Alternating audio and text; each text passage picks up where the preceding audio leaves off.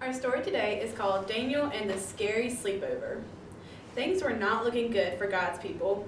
They had been captured and taken far from home, and now they were slaves to the king of Babylon. But God had not left his people. He was with them and was looking after them. Daniel loved God and obeyed him.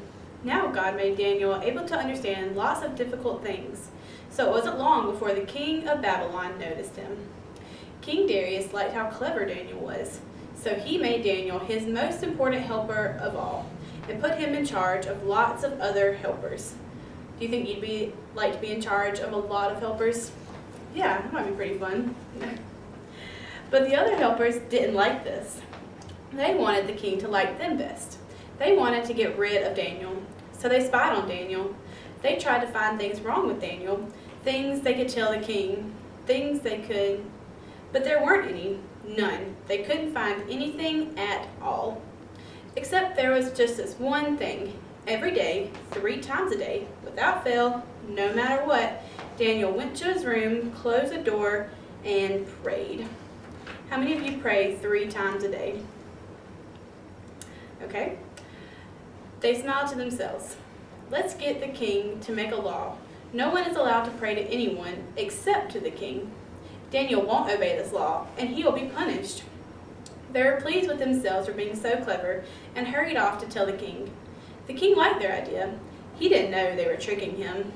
So he made it into a law. Everyone must pray, only to me. If you don't, the lions will have you for their dinner. Do you think you could follow this rule? I don't think so. Daniel heard this. He knew it was wrong to pray to anyone except God. He had to do what God said, whatever it cost him, even if it meant he would die. So Daniel went to his room, closed the door, and prayed. That's just what the bad men knew Daniel would do. They skipped straight off to tell the king, "Oh, your most glittering highness, your law says, does it not, that everyone must pray to you alone, sire?" "Yes," said the king. "Oh, magisterial brightness, then correct us if we're wrong, but it would seem that Daniel is praying to God, not to you." The king was sad. He had been tricked. He didn't want to hurt Daniel, but he couldn't change his law. And so he let the soldiers throw Daniel to the lions. "May your God, who you love so much, rescue you," the king said. Do you think you'd be scared to fall into a pit with a whole bunch of angry lions?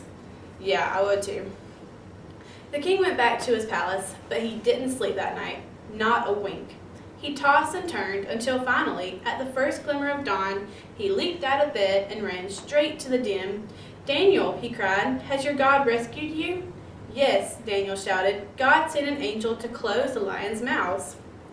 And there, resting his head on Daniel's lap, was the biggest lion, purring like a little kitten.